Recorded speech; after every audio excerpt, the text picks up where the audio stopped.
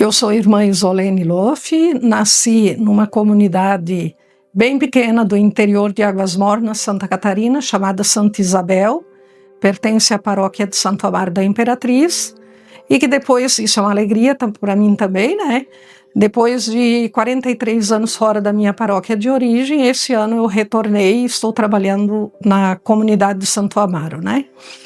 E eu entrei na congregação em 1982, né, fazem 43 anos, né, e entrei em Santo Antônio da Patrulha como postulante, depois fui para o noviciado, né, que é a outra etapa da formação, antes da gente ficar irmã, antes de professar os votos, né, aí entrei no noviciado em Forquilinha, Santa Catarina, 1 ano, e o outro ano foi aqui em Viamão também, né? Aqui na outra casa que temos aqui.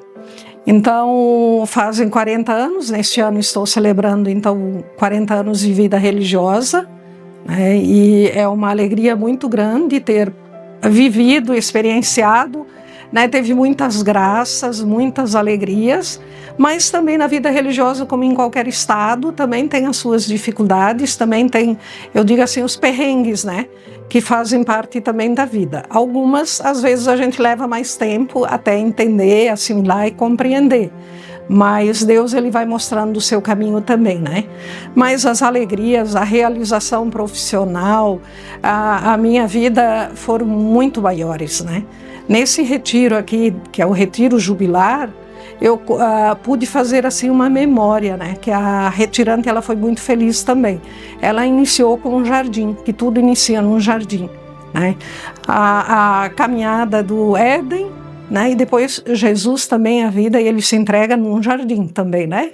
Então, nesse tempo, essa semana eu pude também fazer essa memória dessa caminhada, né? De 40 anos de vida religiosa, e ver que nesse jardim da vida, né, acontecem, né, tantas coisas bonitas quando a gente olha para um jardim, para um espaço também como esse aqui, né, que a gente vê tanta coisa bonita no jardim da vida da gente. Também tem essas coisas bonitas, os amores, os encantos, as paixões, as alegrias, os sucessos, né, e também nesse jardim também acontecem as lutas, as buscas, tem sofrimentos também, tem perdas também, né, que acontecem como em qualquer jardim que a gente contempla, né, que tem as suas podas, que tem as suas flores, que tem, né, então é um momento de graça para mim muito grande, é um momento especial da minha vida, né, poder celebrar esses 40 anos, né, então isso... que quando a gente fez os primeiros votos, o meu grupo, talvez nenhuma de nós tenha pensado assim, será que vamos celebrar 40 anos juntas? Né? E estamos aqui, estamos às 7 aqui, nesse dia de hoje, rendendo graças a Deus por essa caminhada que a gente fez, né? Eu vou contar assim, o meu começou lá atrás, eu tinha 5 anos de idade, eu nunca esqueço. Naquela época faziam uma dinâmica, os pais, né, colocavam dinheiro, terço e não sei o que, tudo em cima de uma banqueta e ver o que a pessoa pegava, a criança, né, e eu peguei o rosário, né, peguei o rosário na mão. Então começou desde lá, mas os 14 anos eu dizia para minha mãe, ó, eu vou ser irmã, eu quero ser irmã, né, eu quero ser irmã, né? E a mãe dizia assim, imagina que tu, né? Mas fui. Aí depois começou a sair 15, 16 anos, aquilo fica guardado, né? A gente não é que esquece, guarda, né? E aí foi então até os 20 anos, aí comecei de novo, né? Não, eu quero ser irmã, e ali tiveram missões na minha comunidade, né, missões populares, e lá eu me defini, né, em 21 aí eu me defini, comecei em 21 já comecei o processo de discernimento com a congregação, né, e em 22 de fevereiro de 1982, né, eu já entrei no convento, né, entrei no postulado, né, que foi em Santo Antônio. Em 1979, recém tinha saído o documento de Puebla, né? Que é um documento que eu li todinho. Eu era jovem, comprometida na na minha comunidade, né? Então eu li todo ele e o meu grande desejo era ser missionária, e naquela época era o desejo de ser missionária na África, né? E aí quando chegaram as irmãs, começaram a me acompanhar também, me encantou assim a educação, poder trabalhar também na educação, né, que eu queria ser. Eu era professora na minha comunidade de origem, né, então eu continuaria trabalhando com crianças, né, e também a alegria e a simplicidade das irmãs, né, essa alegria, essa acolhida, né, que elas tinham, então isso também me encantou. Quando eu cheguei em Santo Antônio da Patrulha, né, que eu entrei, é um colégio grande, né, eu entrei lá. Quando eu entrei, que descemos do carro e atrás de mim fechou aquele portão enorme, né? Quando fechou aquele portão enorme, eu sempre tenho a lembrança dele, né? Que para mim naquele momento foi como que dizer, agora ficou para trás o que tem aí, daqui para frente outra vida, outro mundo começa, né? Então me marcou muito isso quando eu cheguei. Eu tenho assim, do primeiro dia, é essa marca que eu tenho. Aí eu entrei no postulantado em Santo Antônio da Patrulha, fiquei 1 ano, retornei como irmã, fiquei 10 anos lá, né? Trabalhei 10 anos Depois de Santo Antônio eu vim trabalhar aqui em Viamão, né? Trabalhei na casa do noviciado, que era a formação das jovens que já estavam na penúltima etapa, a última etapa antes de serem irmã, né? E a penúltima antes de fazerem a profissão perpétua, né? Então eu trabalhei com as jovens 7 anos, né?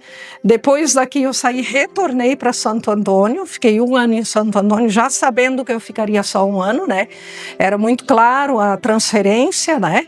Então na metade do ano a provincial da época conversou comigo para assumir direção de escola. Era em outro lugar, outro estado, né? Santa Catarina. Aí eu fui para Forquilinha. Fiquei 3 anos e meio em Forquilinha, trabalhando na direção. Aí, enquanto eu estava lá, eu fui eleita para o Conselho Provincial. Aí eu trabalhei como conselheira em Porto Alegre, fiquei 1 ano. Trabalhando nesse primeiro ano, né, fiquei pouco tempo vivendo ali em Porto Alegre mesmo, fui trabalhar no Rubem Berta com as postulantes, morava lá e trabalhei meio ano, porque a formadora que viria estava em processo de conclusão de curso, então eu fiquei até ela chegar.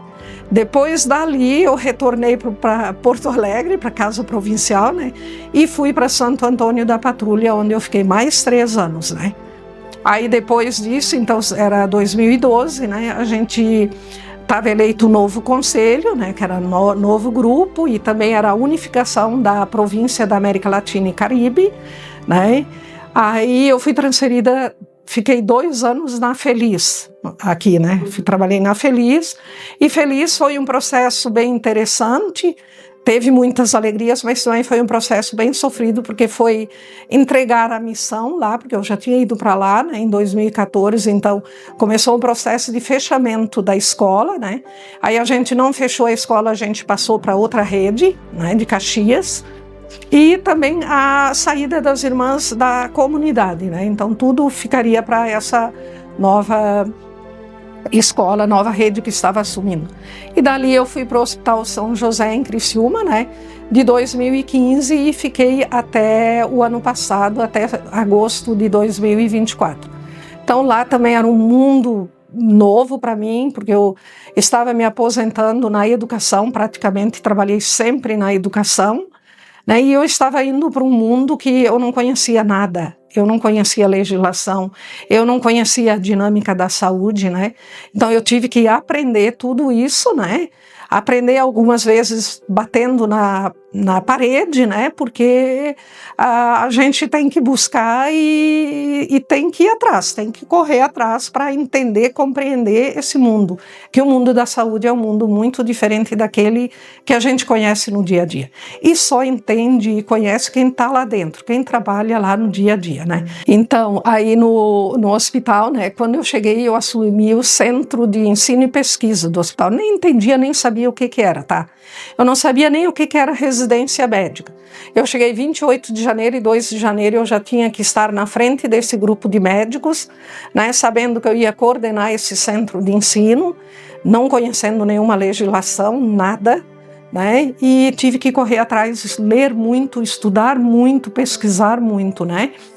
E aí eu fiquei, então, 3 anos e meio, quase 4, nesse centro, né?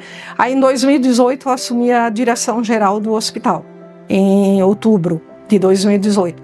Aí, quando eu estava fazendo 1 ano de direção de hospital, no outro ano, outubro, já havia desencadeado o problema da Covid na China, né?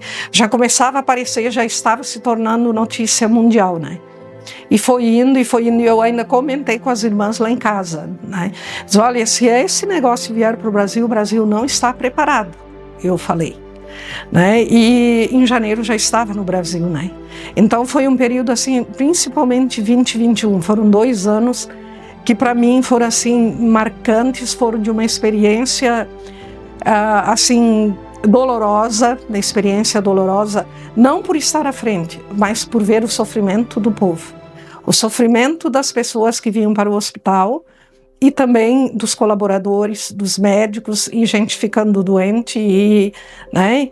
E de assim, ó, a experiência, eu tenho experiências fortes de pessoas que vieram para pedir, implorar leito de UTI e não tinha mais. Nós não tínhamos mais leito, isso estava tudo ocupado, né? O hospital estava cheio, né? Muitos colaboradores afastados por Covid e a gente não encontrava mão de obra, porque quem estava não queria. Alguns saíram, se demitiram porque não queriam mais ficar, né? Saíram da área da saúde, né? Então esse foi um desafio muito grande para mim, a pandemia, né? Só quem experimentou, eu digo, quem experimentou em escola teve uma experiência, quem experimentou fora teve uma experiência. Agora, quem estava no hospital, a experiência é muito diferente, né? De atender pessoas que vinham para mim e diziam, né? Irmã, arruma um leito de UTI para mim, para o meu familiar, para o meu irmão, para o meu cunhado, para o meu pai, arruma um leito para mim. E eu dizer, não tem leito, eu não tenho como disponibilizar leito, não tem, né? E eles dizerem, irmã, eu pago. E eu dizia, não é questão de dinheiro, é questão de vaga, não tem. Não, isso era muito duro para mim. Então, estar assim, naquele momento ali, aquilo me fazia sofrer muito, muito, porque isso tirava a esperança da pessoa, né? O que eu fazia? Eu rezava, né? Eu pedia a Deus que não me deixasse fraquejar, né? Porque eu todos os dias eu escrevia para os nossos colaboradores, que teve uma época que tinha 150 afastados por Covid. Todas as noites eu enviava uma mensagem para eles, que eles tinham muito medo de morrer, né? Para os médicos que pegaram o Covid, gravava quase que diariamente, eu e o diretor técnico, nós gravávamos mensagens de ânimo, de esperança para os colaboradores, né? Para que eles não perdessem a esperança, que nós estávamos aí, a gente não podia se encontrar, mas que a gente estava vendo eles, né? Então, era na oração e de noite quando eu ia para o quarto, né? Teve muitas noites que eu tive que chorar sozinha, né? E hoje ainda me emociono, né?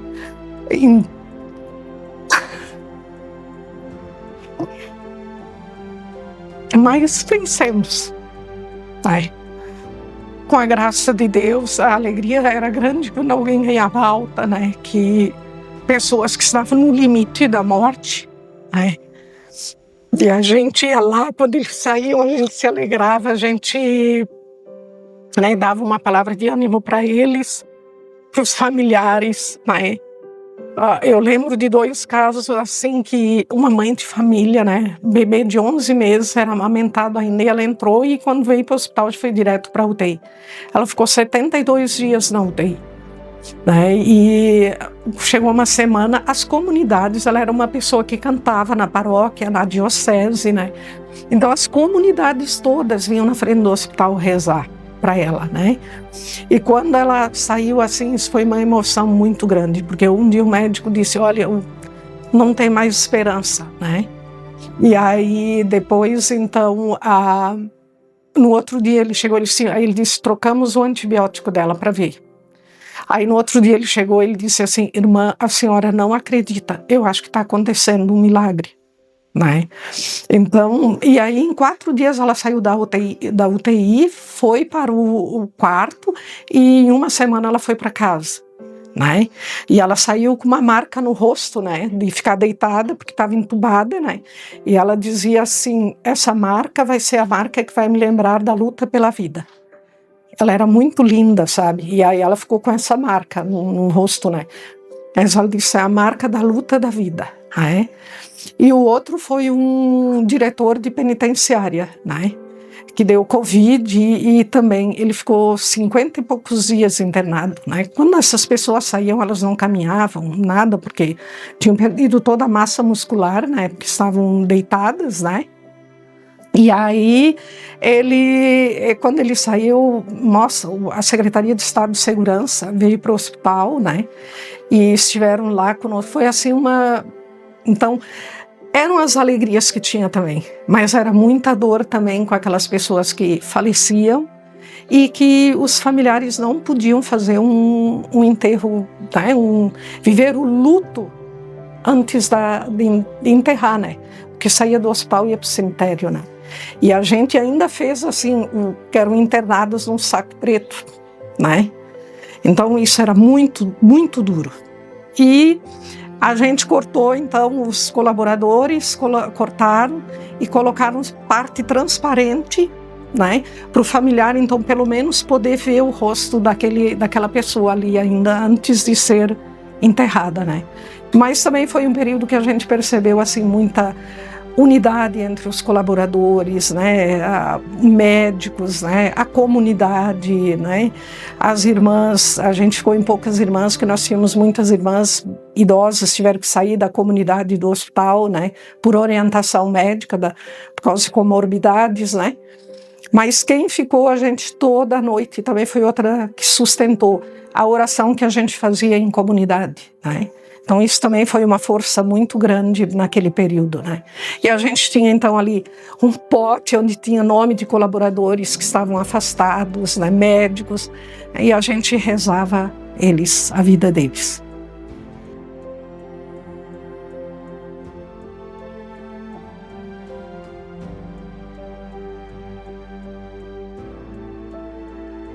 Agora, em 1 mês que eu estou em Santo Amaro, eu estava falando num curso de pais e padrinhos. Uma jovem, depois do curso, me estranhou, ela veio conversar comigo. Ela disse: o que eu faço para ser irmã, para poder seguir assim como a senhora? E eu disse para ela: olha, querida, primeiro, tu tens que olhar assim, eu não posso te dizer tudo aqui, eu disse, porque eu estou num momento, mas te convido a ir lá em casa, né? Que eu vou te colocar, porque tem a etapa de postulantado, noviciado, né? Aspirante, todo o processo teu em casa, né? E para te ver mesmo, né? Se é isso que tu queres, tu tens que conversar conosco, né? Comigo, para poder entender a dinâmica, né? E ver se é isso que queres, né? Mas vale a pena, eu disse para ela, vale a pena ser irmã, eu disse para ela. E diante de tudo isso eu faço, né? Aonde eu vou, aonde eu falo, né? Lá que eu estou na pastoral, né? E vou em missas, eu digo: todo mundo quer um padre, quer uma irmã. Então nós também temos que pensar como jovem, né? O que eu estou sendo chamado a ser, né? Matrimônio, né? Mas que eu faça um discernimento, né? Então eu estou colocando isso aí também. Então, eu tenho um lema bíblico, né, que diz assim: ide por todo mundo e anunciai o evangelho a toda criatura, e sei em quem acreditei. Que isso é o movimento, né, que se eu acredito na pessoa de Jesus, seguindo a pessoa de Jesus, eu também sou enviada a anunciar a boa nova e ser boa nova, né? Porque não é só anunciar, eu tenho que ser boa nova também, que é um desafio, mas vale a pena, é bonito. Eu agradeço a Deus pelos 40 anos.